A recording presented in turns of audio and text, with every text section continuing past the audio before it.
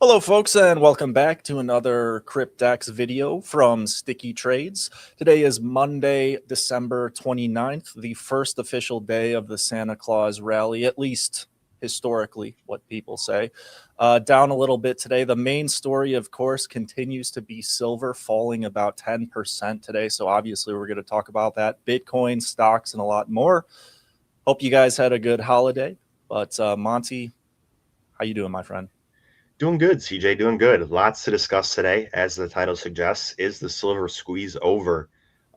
We talked about it during our webinar, our weekly member webinar last week, about the potential of this rally being over because we saw retail specs coming in and getting very long. But we'll talk about that. And I also want to talk about Bitcoin. I want to talk about some positioning there. I want to talk about some key breakout levels. And also, I want to talk about what it's going to take for Bitcoin to actually show some positive price action, because ultimately it's been disappointing when you compare it to uh, the traditional equity markets, especially when you compare it to precious metals. It's been a very bad debasement trade um, relative to those assets. So I want to dive into that, talk about maybe why it's underperforming and what it's going to take to get it going a little bit. But lots to discuss today, CJ. Very, very exciting price action across the board.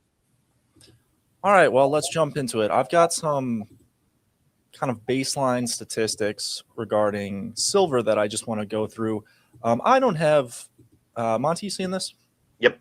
So I'd like to think, I don't have a position. I don't really have a bias either way. But I just want to go through some statistics to try to get this to be a more objective approach in terms of viewing the silver markets right now. So first statistics that we have is how silver has performed after a one-day price change of over 10% to the upside. That's what we had Friday.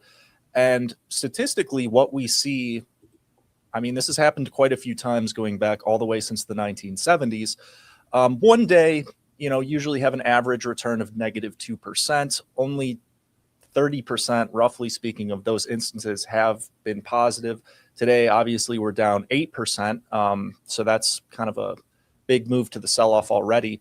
But I think the more important thing from a longer term perspective, or anybody thinking about FOMOing into an investment today, is that the further we look out on this chart, we can see that a month away, the statistics really increase in terms of the downside price action. So a month out after this types of price action, we see a negative 12% decline on average.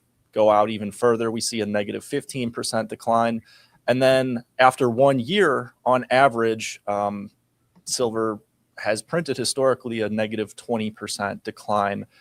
So I think just kind of some hesitant data in terms of thinking about FOMOing in on something today, because typically we do see a lot of mean reversion after moves like this. Second statistic I want to mention, which I think is pretty interesting, it actually is a little bit similar to Bitcoin and how the altcoins have traded historically as well, is that this is the gold to silver ratio. So when silver really outperforms gold by about 27% in 1 month, that's happened 7 times historically.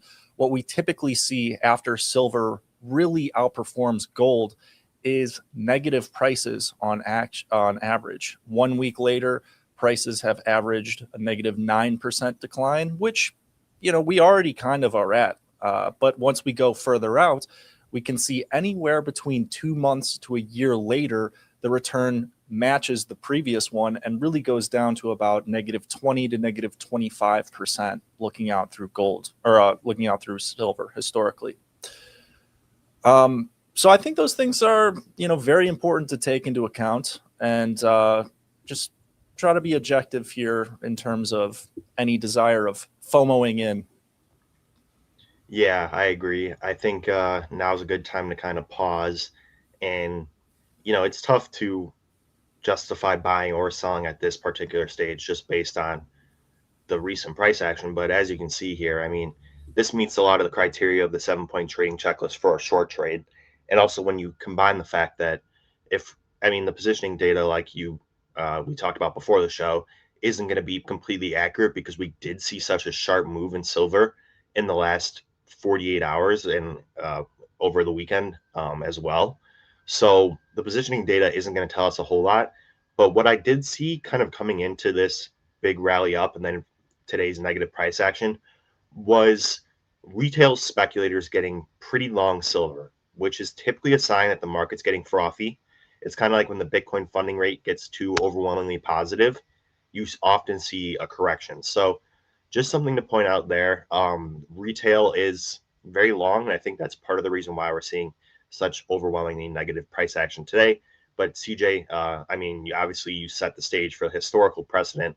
I think that we are set to see some mean reversion for silver here in the coming days and weeks. But I want to talk about Bitcoin because, you know, we did see some really nice price action, CJ, all of which got erased this morning. But I was getting pretty excited because during our weekly member webinar, we talked about Bitcoin's price action, and we talked about some of the positioning going on in Bitcoin and what it's going to take to see some positive price action. And you know, we've kind of been stuck in this range, struggling to get above the critical 90K level, which we have a trade set up here with an entry at $90,750. If we can get above that critical level, I really like the odds of an upward trend starting. And what I wanted to talk about, CJ, was the positioning data for Bitcoin and how it is very similar to what we saw back in April and late March in terms of just merely positioning. And the one big difference that I think can make the positive price action finally start to come to fruition, and that is the blue line here, which is the large speculators. So let's go back to April and March of 2025. So earlier this year, very similar price action. We were trapped in this range, very similar range to right around below 90,000, struggling to get above 90,000 on multiple occasions here. But sentiment was about the same. It was very negative. We had the stock market making new highs and ultimately negative performance in Bitcoin, and it kind of left people scratching their heads. But if you look at the positioning here, you can see the commercials max long, retail here was max short, and it wasn't until this blue line here started to trend upwards and the large specs started to step in and really invest some capital into this market that we saw things take off. So this blue line here, which is large speculators, people with more than $100 million worth of assets, that is a very critical piece of the puzzle to drive price upwards. And as you can see here, we have the retail traders max short indicative of negative sentiment, and we have large specs beginning to tick up. They're reaching the 25 level here. But that is typically, you know, the beginning of what typically is positive price action. And we've talked about it, CJ. You know, what's it going to take? You see silver making all-time highs. You see the NASDAQ making highs. And you see Bitcoin ultimately just kind of stuck in this bearish to neutral consolidation. I think what we need is large speculators to step in, similar to what we saw earlier in the year in March and April of 2025, and ultimately that will drive price higher. Have we seen that yet? No. So, you know, we need to be patient, but I think that that is the trade to watch for. And I think that's the, you know, important thing to look at is kind of how the large speculators are positioning themselves heading into the new year. And ultimately, if they don't really participate in this market, I think we might be stuck in a range for quite a bit. So pay attention to that blue line on the COT oscillator. I think it's going to be a very important indication of where price is headed. Yeah. You know, commercials and large speculators, those are the entities that really drive markets. Although retail is, you know, sometimes wrong, I think if you have a lot of large speculators coming in and already buying, like in something like Bitcoin, it's like, who's going to come in now and force things up, which might be somewhat of a problem. And I know I sound pretty redundant, but, you know, Bitcoin had a really nice opening to the evening Asian session last night, and then just really has been getting sold off quite violently every US open. So that's interesting. Last thing I would like to talk about in terms of cycles as we kind of approach the end of Q4 here and go into a new cycle or a new year in the midterm year, I do want to talk about some work from Edgar Lawrence Smith. But this is the first chart I want to share with you, Monty.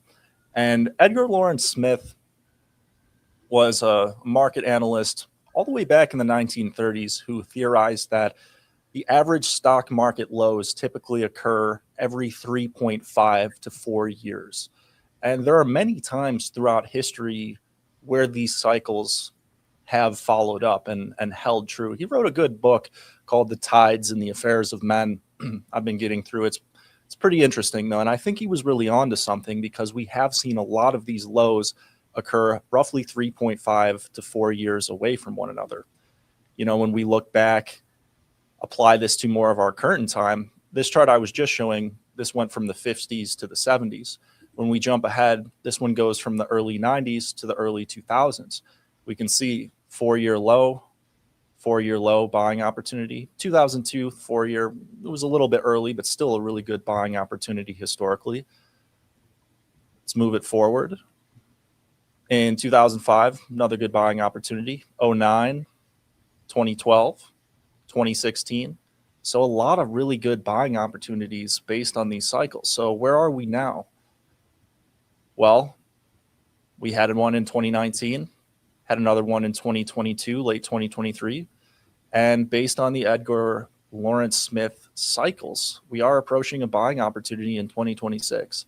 So that should be very interesting. And I think that if we do get, you know, another 10 to 15% sell off in the S&P 500, we're already seeing a little bit of de-risking in metals, but I think you're going to see a lot of, you know, the Cassandras come out and talk about bear markets and compare them to 2022. But I think they're ultimately going to serve as really good buying opportunities in the long term for things possibly even like silver or gold in a, you know, 6 to 9 month consolidation. But either way, that'll be a correction that I'll be looking to buy, whether it's in stocks or maybe metals going into 2026, and then looking for that bull market expansionary period throughout 2027 and 2028, maybe when some of those quantitative easing effects really take hold and we have a new Fed chair that really kind of pumps the economy. But I thought those charts were very interesting and something I figured I'd share. Yeah, thank you for sharing. Very interesting to kind of get a perspective of where we're at in the market cycle. And I want to toss this question to you because I think it's a pretty good one here from Nod008. Does year-end illiquidity and professional window dressing come into play with your short-term views? That's a good question. I'm not 100% sure. I don't necessarily impact it in terms of my trading process. It's not something that goes into it, but I guess you could say that, you know, people are trimming because they want to have a good end year, but we're already so close to the end of the year that I don't know. That's a good question. Do you have any thoughts on that, Monty? I don't have many. I think we'll see on how the positioning data kind of pans out next week. But I think what you'll see is a lot of retail speculators kind of entering this market. So I don't think illiquidity is an issue. I think we're seeing people put capital into this market. But, you know, I'm more just concerned about kind of where we're at from a macro perspective. I don't think liquidity is necessarily an issue right now. I think there are bigger issues at play, like, you know, the AI bubble, for instance. I think that could be something that could largely affect the price action of the traditional equity markets heading into the new year. And to kind of transition to that point, you know, one stock that I wanted to talk about today, CJ, was NVIDIA. Because NVIDIA, you know, obviously incredible price action all throughout the year on the back of the AI bubble. But I think this bubble is getting close to bursting. And, you know, it's tough to say what's going to happen because they've invested billions of dollars into OpenAI. And OpenAI has bought billions of dollars worth of processors from them in return. So that kind of relationship where you scratch my back, I scratch yours, can only last for so long. And I think that, you know, NVIDIA is starting to show signs of weakness here. If you look, we're putting in a lower high. Failure to reach that previous swing high is an indication of weakness here. And if we take a look at the volume as well, you can see over the last 3 days, or over the last week, excuse me, we had 3 days of bullish price action, all of which kind of led to waning volume. So to Now's question, maybe there is some illiquidity going on and some reluctance to invest capital end of year into some of these tech stocks. I think you need to be very careful if you are investing in these stocks heading into the new year, because ultimately OpenAI is going to need, and ChatGPT is going to need to become one of the most profitable companies ever to exist in order to repay their money that they owe to Nvidia, and the money they owe to Microsoft, and the money they owe to Meta. They owe money to a lot of entities. A lot of people have invested a lot of capital, and that has led to some very positive price action for Nvidia, because they're building on Nvidia processors. But the same thing can be said for stocks like Amazon as well. Amazon invested a significant portion of capital into OpenAI, and OpenAI in return used AWS services, and that drove price higher. So this entire kind of cycle, this entire kind of circle, seems like it's just capital flowing from one place to another, and ultimately I think there might need to be a federal backstop put into place, and that will mean that the taxpayers will be paying for OpenAI, and if essentially it's going to become a government-based entity. That's kind of something I'm very concerned about heading into the new year. Is this tech bubble and this AI bubble? It's really driven price higher. It's been the defining. If you look back at the year, I think it's been the defining trade of 2025 has been the AI trade, and we need to start considering when that's going to come to an end. And based on what I'm seeing from positioning, based on what I'm seeing from technicals, and also just based on what I'm seeing from the capital that's being exchanged by these companies, I think the music may be slowing here, CJ, and I think we might be getting close to the end of this game of musical chairs that is this AI bubble. Yeah, I really encourage you guys to watch a YouTube video by Patrick Boyle. He started a YouTube channel. He was a former hedge fund manager, but he really broke down the mathematics of exactly what Monty was just talking about in terms of the circular funding of OpenAI, and how that they will mathematically need a government intervention or some type of government funding or backstop, part ownership, whatever, just to be profitable and to keep operations running. So it's going to be very interesting to see how all of that plays into markets going into 2026, because so far it's been one of the primary drivers of this entire bull market to this point. Yeah, absolutely. Definitely check out that video. But that's really all I got. Anything else you want to add today, CJ?